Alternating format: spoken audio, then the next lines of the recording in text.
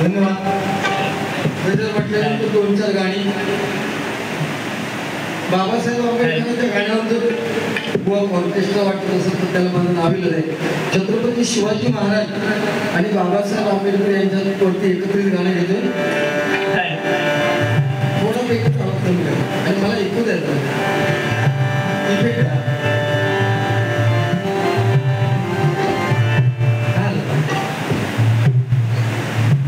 बाया द्या मॉनिटर द्या.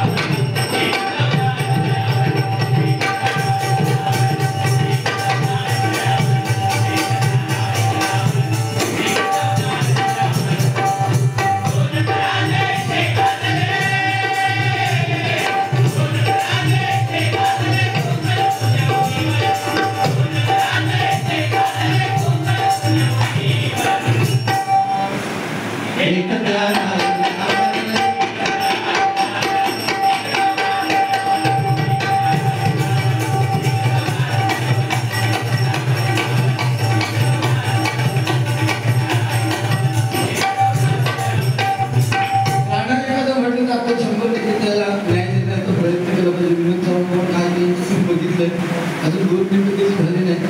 त्या दिवशीने आई वडिलांना किती मानत असेल तुम्ही विचार करा. तुम्ही करा.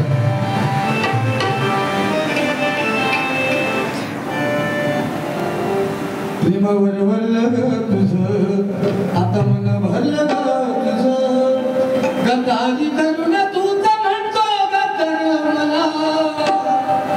विनोद तुझ्यासाठी गाणं आहे. गद्दारी करून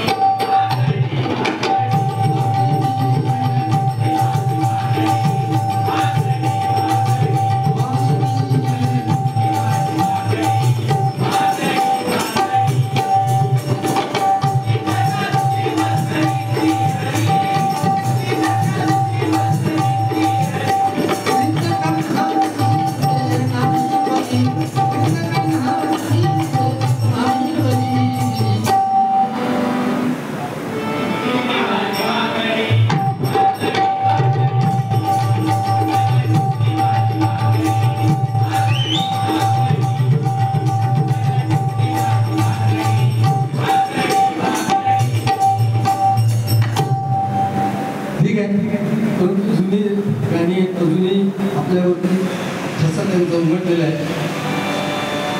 श्रीहरी जगत्पिता तुल करी तो देता, तुल करी तो देता.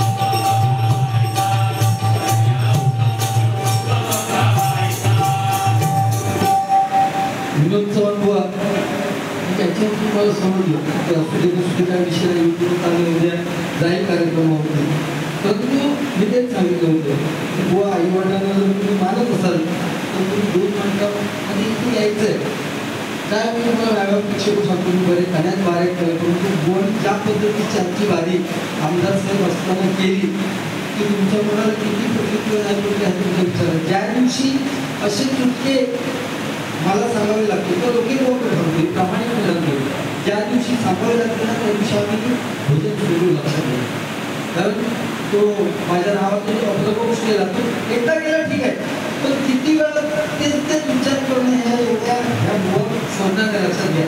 त्यामुळे त्याच्यावर जे काही संस्कार झाले त्याच्या घराण्याचे आणि त्याची विद्वत्ता आणि लायकी ही तुम्हाला त्याच्या तोंडाविषयी कळली असेल लक्षात घ्या.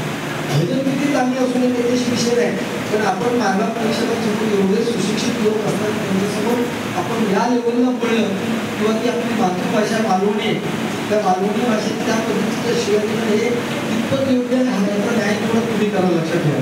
खरं तर कोण गावात तुमच्या माहितीसाठी सांगतो एखादा 10,000 रुपये बक्षीस मिळाले ना ते पण सांगतो त्यांनी त्याच्या लिंगेश्वराची शपथ घ्यावी किंवा त्याच्या आईवडिलांनंतर तो मानत नाही.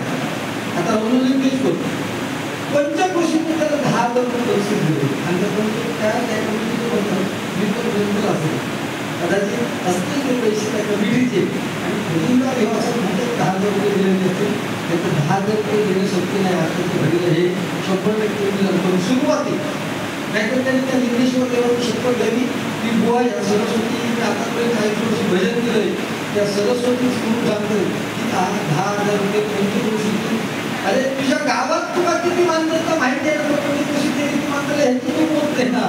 त्यामुळे 10,000 रुपये विषय त्याचा एका लक्ष होईल आपला त्याच्याशी काही विषय नाही. काय कलई किती जरी चमकली कलई काढायची आता कलई वेळेस केले कलई किती जरी चमकली ती चांगली होऊ शकत नाही.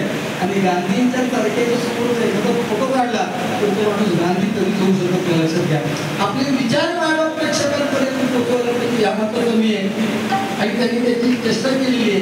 मी गजराच्या माध्यमातून आपल्याला 100% नवीन गजर आहे अजून मंडळीसोबत थोडासा बसलेला आहे तर चूक झालं तर माफ करा. परंतु गजराच्या माध्यमातून आपल्याला 100% काहीतरी देण्याचा प्रयत्न करेल. विनोद कोण इथे यायचं आहे नाहीतर या इथे सांगतो तुम्हाला ही भजन भजन संपूर्ण माझ्यापर्यंत बंद करायचं नाही. माझं मी जोपर्यंत सांगत नाही माझं भजन हा एकदम झालं.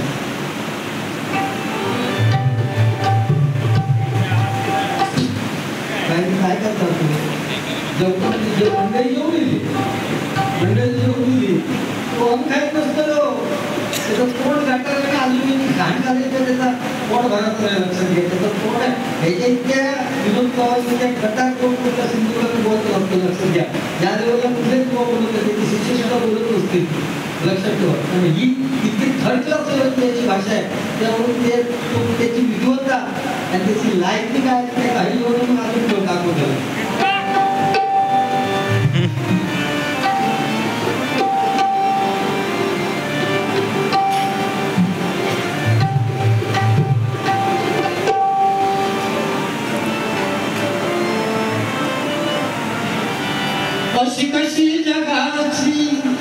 अशी कशी जगास कलीची बाधा झाली. ही आता कलीची बाधा झालेली आहे. लक्षात घ्या. पूर्वी का आठवत मी सत्य त्रेता द्वापर आणि आता हे कलियुग आहे. सत्ययुगात राक्षस म्हणजे देव आणि दानव यांचे प्रांत वेगळे होते. सत्ययुगात देव त्यांचा प्रांत वेगळा होता दानवांचा वेगळा होता. त्यानंतर त्रेतायुग आलं. या त्रेतायुगात देव आणि दानव यांचा प्रांत एक झाला. उदाहरणार्थ राम आणि रावण. त्याचा पुढचं युग द्वापर युग. या द्वापर युगात देव आणि दानव यांचं प्रांत यांचं घर एक झालं. लक्षात घ्या. यांचं घर एक झालं. उदाहरणार्थ ज्या घरात श्रीकृष्ण वाढलं तो सुद्धा वाढला. बरोबर ना. किंवा 5 पांडव धर्म भीम आणि सहदेव आणि 101 कौरव एकाच घरात देव आणि दानव राहायला लागले. आणि या कलियुगात प्रांत गेले देश गेले घर गेलं. आता एकाच माणसात देव सुद्धा दिसतो आणि दानव सुद्धा दिसतो. त्याचं जिवंत उदाहरण म्हणजे विनोद चव्हाण. लक्षात घ्या. बरोबर ना. या कलियुगात हे विषय आहेत. म्हणून या कलियुगात जर वाचायचं असेल आपल्याला तर नामस्मरणाशिवाय दुसरा पर्याय नाही.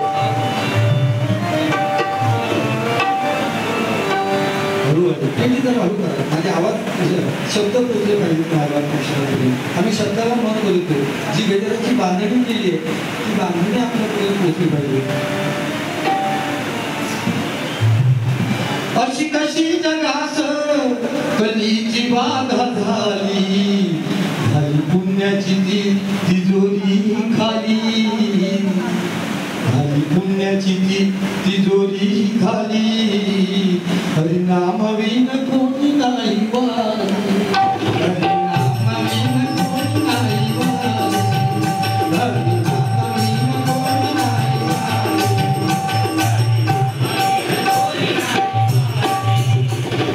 अशी कशी जगास कलीची बाधा झाली.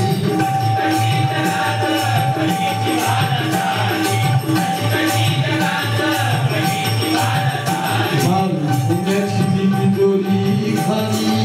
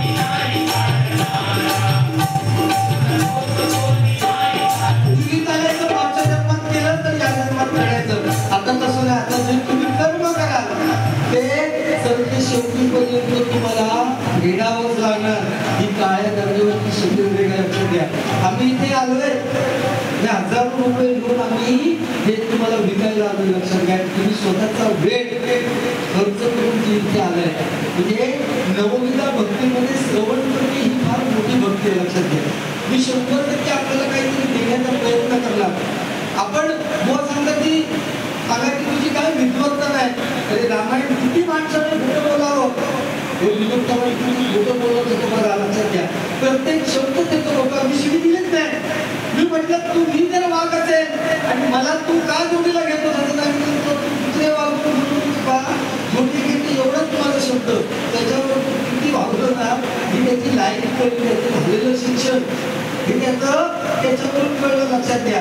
म्हणून म्हणतोय आपला जन्म ही साधी गोष्ट नाही. 84 वर्ष भिवून यावं लागतं आपल्याला, तेव्हा माणसाचा जन्म मिळालेला आहे.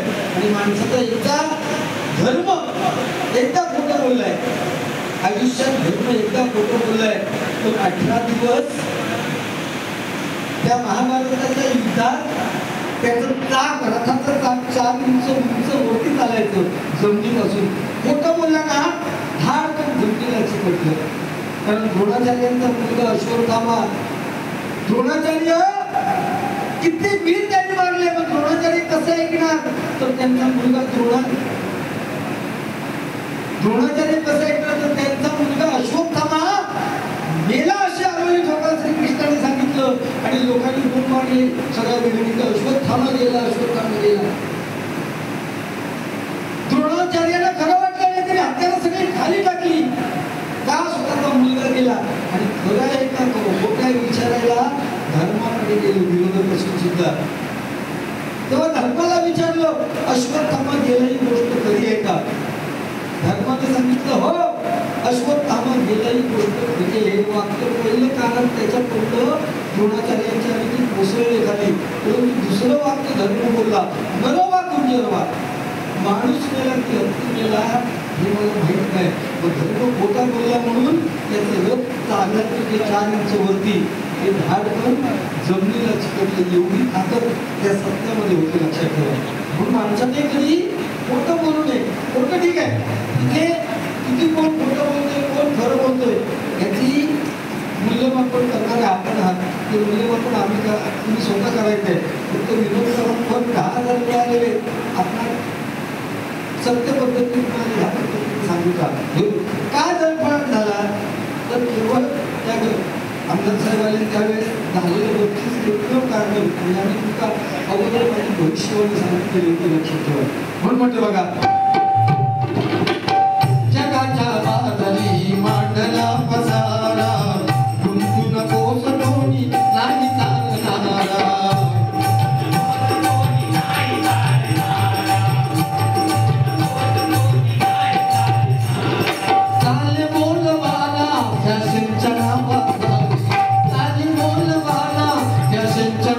खाली नव्या पिढीत आळा कोण घाली, नव्या पिढीत आळा कोण घाली.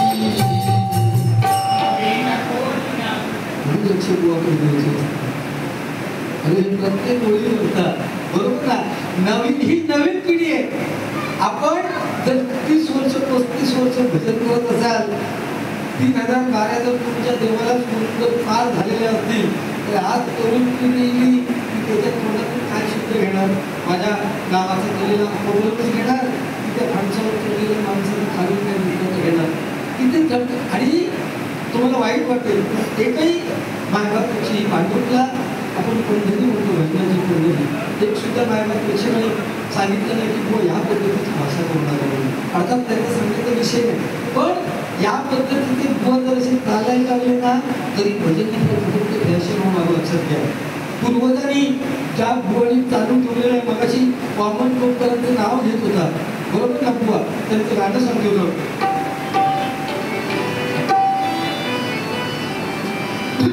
वामन खोपकर बुवांचं गाणं.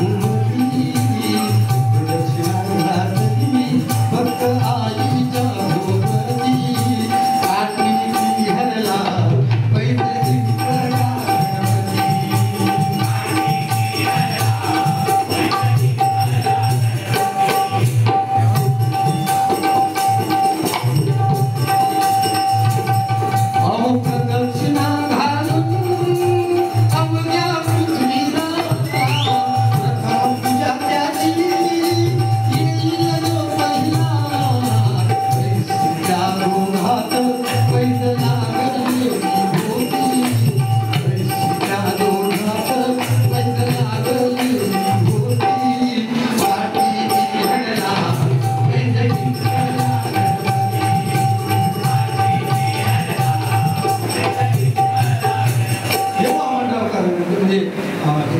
वामनराव खोपकर बोलून मग सांगितलं रावण लंकेचा राजा रावण एका ताटात जेवढा सकाळी तर संध्याकाळी फेकून द्यायचा हे असं कोण करू शकतो जो स्वतःच्या कमाईने कमवता ना बुवा बोलून लाज असेल तर बघा आई वडिलांची लाज आहे शक्यची नाही बुवा इतकं नालायक बुवा योग लक्षात घ्या स्वतःच्या आई वडिलांना मानत नाही तो समोर मायबाप प्रेक्षक बसले त्यांना आई वडिलांनंतर काय सांगणार मग रावण सकाळी एक ताट घेत होता संध्याकाळी एक घेत होता जो स्वतःच्या कमाईमधून जो कमवतो ना त्याला पैशाची किंमत कळते बरोबर ना आई वडिलांच्या जीवावर लागणाऱ्या पोरग्यात काय पैशाची किंमत कळत नाही आपला बाप किती काबाड कष्ट करतोय रावणाची जी लंका होती ना ती त्याने स्वतः कमवलेली नव्हती त्याचा भाऊ कुबेर त्या कुबेराची ती लंका होती लक्षात घ्या त्याची नजर पडली रावणाची त्या काळातला की ही लंका मागा होई मग कुबेराबरोबर स्वतःच्या सावत्र भावाबरोबर युद्ध केलं आणि ती लंका त्याच्यापुढे मिळालेली होती ह्या विनोदावर माहिती नाही लक्षात घ्या ज्याला स्वतःची अक्कल असते त्याला 4 नावं उरलेली वाचून त्याला वाटलं की मागा एवढं काय नाव म्हणजे त्याला असं नाव सांगितलं की पुढची 4 नावं ते काही येऊ नाही लक्षात रामायण महाभारतामध्ये काय सांगतो लक्षात घ्या इच्छित पाळामुळं आम्ही जेव्हा सांगतो ना तेव्हा आम्ही थोडंफार त्याचं वाचन करतो काही लोक जुने लोक सांगतात त्याचं आम्ही श्रवण करतो आणि ते श्रवण करून माहीतमध्ये ठेवतो अशी बघून नावा सांगून गेले तर पुन्हा बघून सकाळी उठतात आणि औषधी बाबाला तो मानणार नाही त्याचं मरण करा दिवस झाले तरी कोण बघून लक्षात घ्या जो आई वडिलांना मानत नाही त्यांनी आई वडिलांविषयी किती सांगू नये बरोबर ना कोणाच्या प्रेमाबद्दल त्यांनी हे बोलत नाही हे नंदू काय एका बोलवणार हा उद्या तुला ऐकता काय 10,000 रुपये खोटे ते सांगायचा लागता म्हणजे नाही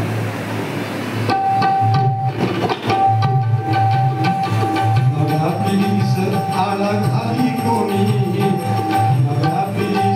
आला खाली कोणी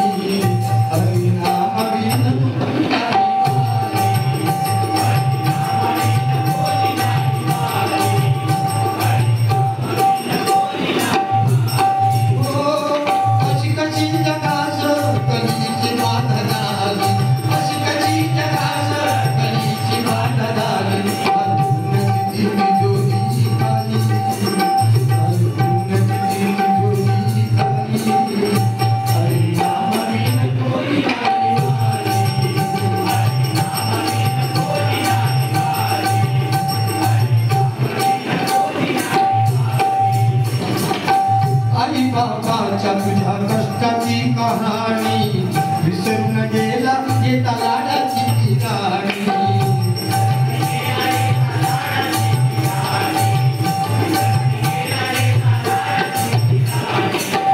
आई बापाची तुझ्या कष्टाची कहाणी विसरून गेला येता लाडाची राणी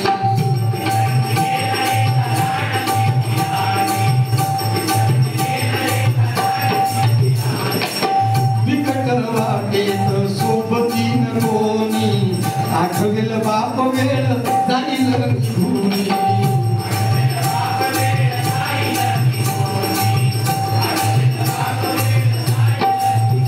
आई वडील जोपर्यंत तरुण मुलांना पोचतात त्यांच्याकडनं पैसे मिळतात तिथपर्यंत आई वडिलांचा विषय मांडतात नोकरीला असणारा पोरगा सुद्धा जोपर्यंत एकटा असतो तिथपर्यंत आपल्या आई वडिलांचा विषय हाताळतो आणि एकदा का लाडाची राणी बायको तिच्या हातावर बोटावर फिरायला लागलो काही मुलं असतात तशी किंवा आपल्या आई वडिलांचा रिस्पेक्ट ठेवत नाही लक्षात घ्या आपले आई वडील आपल्यासाठी किती काबाड कष्ट काढतात हे विषय फक्त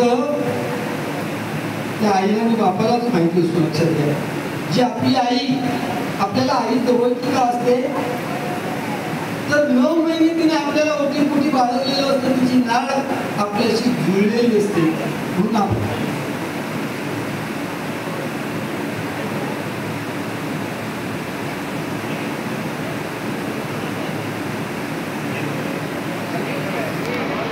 एक गाणं घेतोय आणि दोनच कवी अजून बाकी आहे. त्या कडव्यामध्ये अजून काहीतरी आपल्याला सांगण्याचा विषय करेल.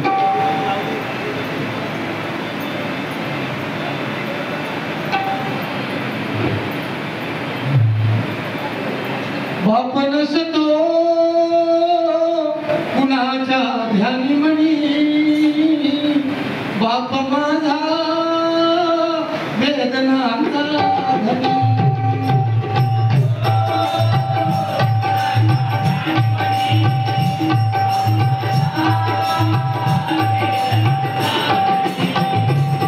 आई मागेचा सागर ही सत्य आहे कहाणी, पण दुर्लक्षित बापाच्या या व्यथा कुणीच जाणी. बाप नसतो कुणाच्या ध्यानी म्हणी, बाप माझा वेदनांचा धनी.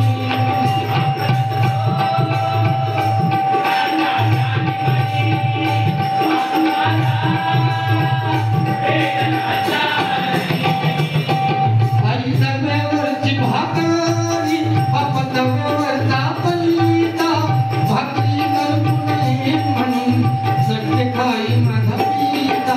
वेदना किती जरी झाल्या तो कोणाला सांगत नाही, फक्त गरजा परिवाराच्या तो पूर्ण करीत नाही. दुःख लपवून हसतो कलवरी, बाप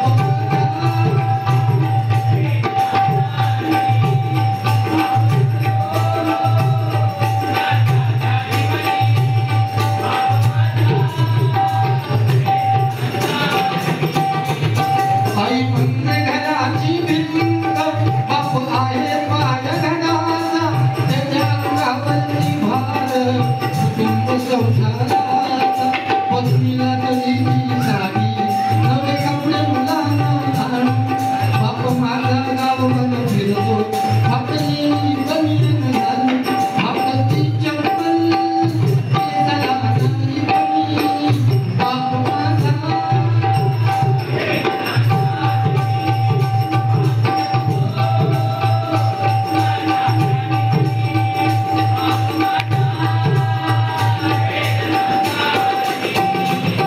आई मायेचा सागर, बाप सागराचा किनारा, शब्दरूपीला कांचा त्या किनाऱ्याला सारा. लेकाच्या भविष्यासाठी बाप दिवसरात धडपडतो, लेकीच्या लग्नामध्ये बाप हसून रडतो. लेकच्याची लाडकी कातणी, लेकच्याची लाडकी कातणी, बाप माझा वेदनांचा.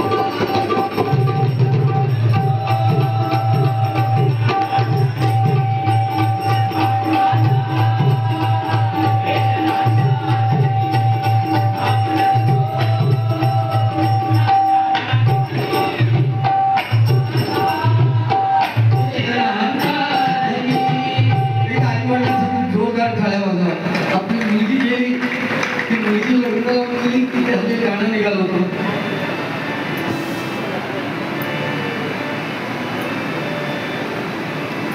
ज्याची होती त्याने जमेली, ज्याची होती त्याने जमेली, लावलेली माया अहो माया हो गेली.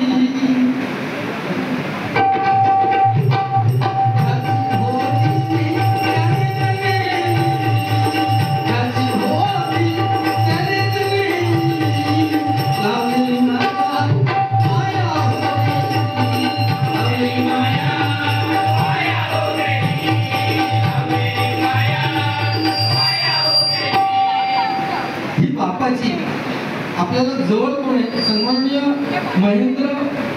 महेंद्र लोट यांच्याकडून गुगल पेच्या माध्यमातून मला 250 रुपयाचं पारितोषिक आलेलं स्वागत करतो. त्याचप्रमाणे सानिका सतीश सावंत ही माझी बहीण आहे.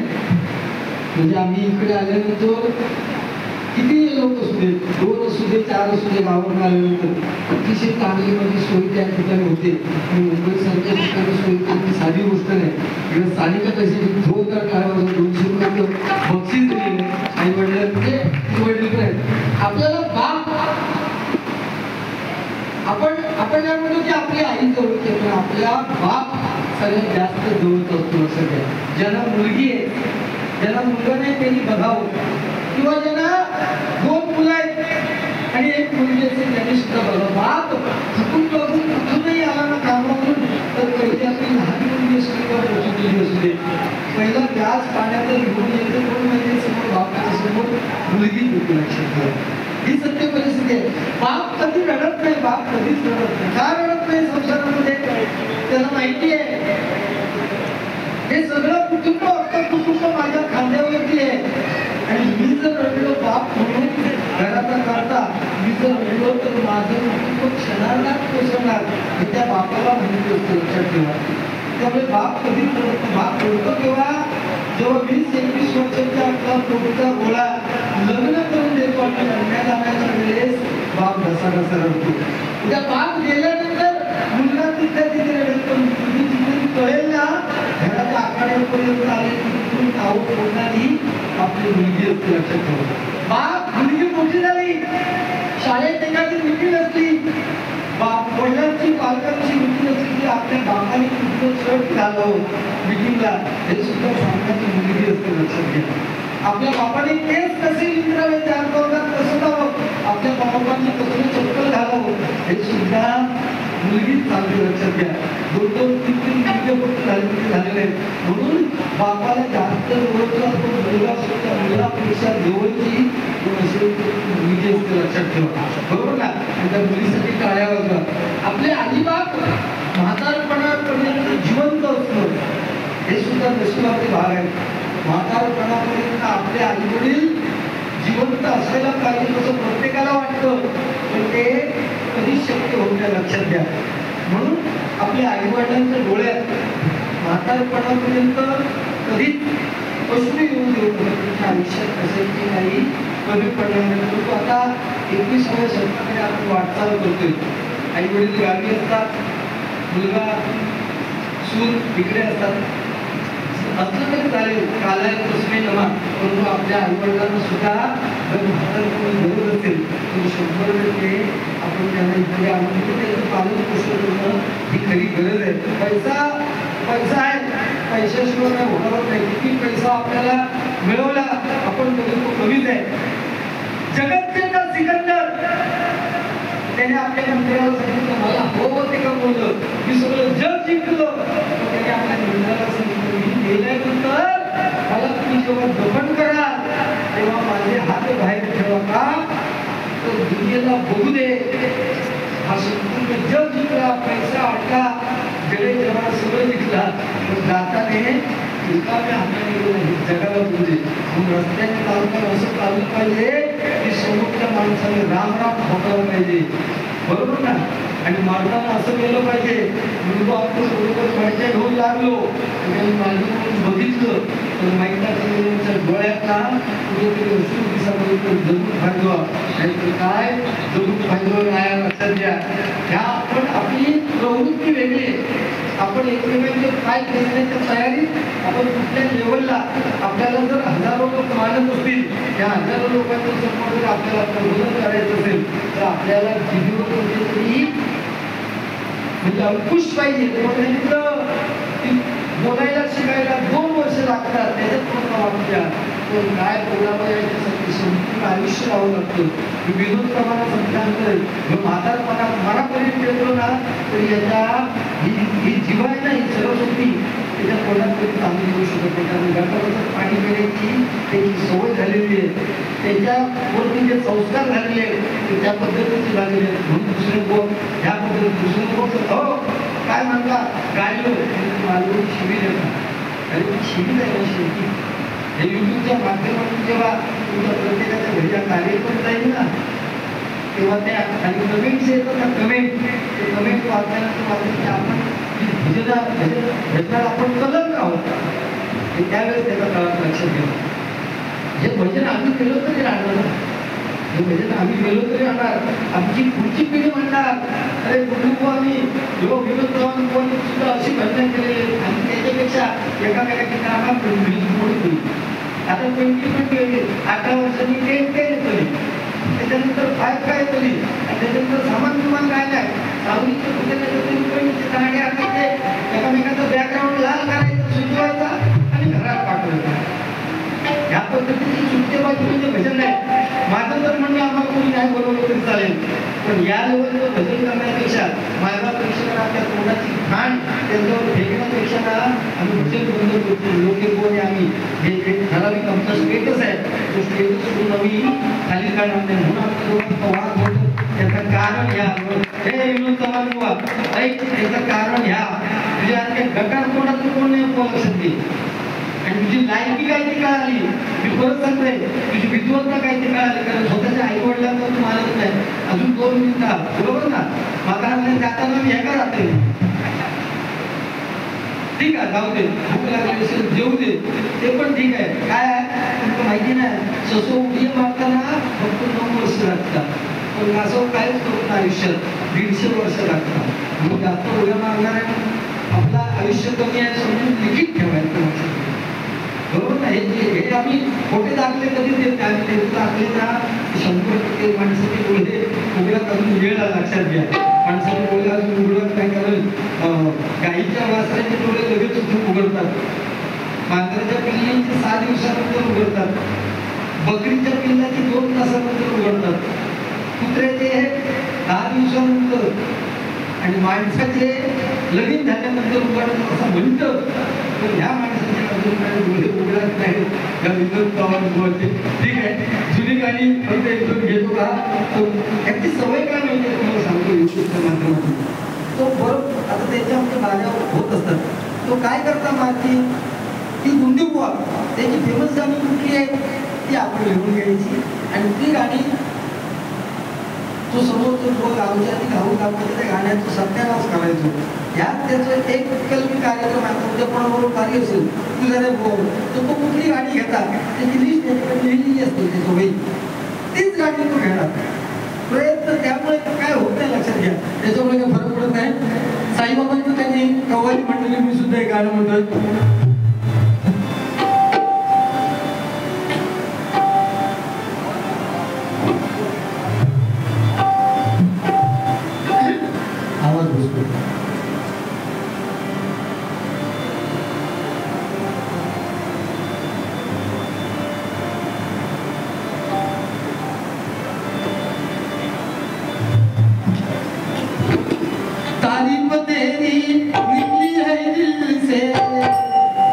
साईबाबांचं शेर मारतो म्हणून सांगता मी गाणं देतो दुसरंच म्हटलं.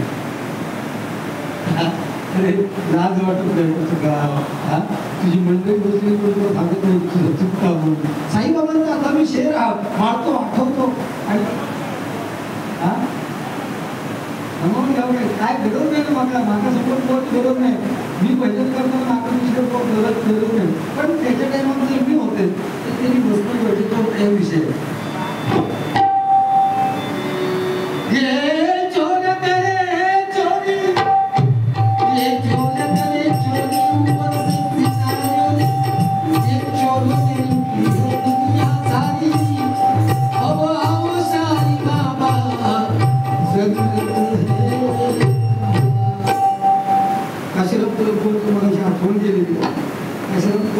सुद्धा शेर खूप छान होतं बघा.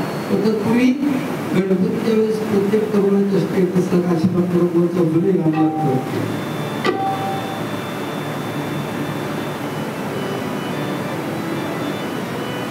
महाराष्ट्रामध्ये निसर्गरम्य सुंदर ते कोकण, या कोकणात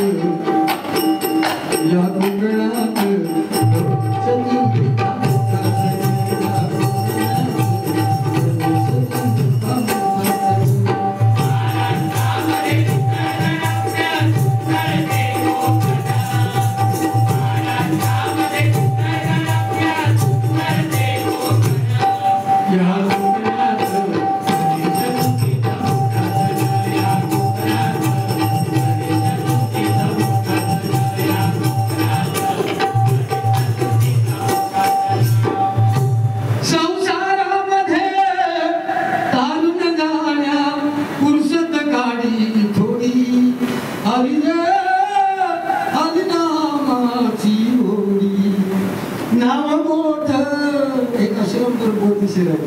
नाव मोठ लक्षण खोट दिसतो तसा तो नसतो अंधार दिराच्या खाली म्हणून माणूस हा फसतो आंधळ्याच्या हाती हिरे होती पालकत्याची होती आणि या कुत्र्याची शक्ती नाही घाला सरळ कधी होईल.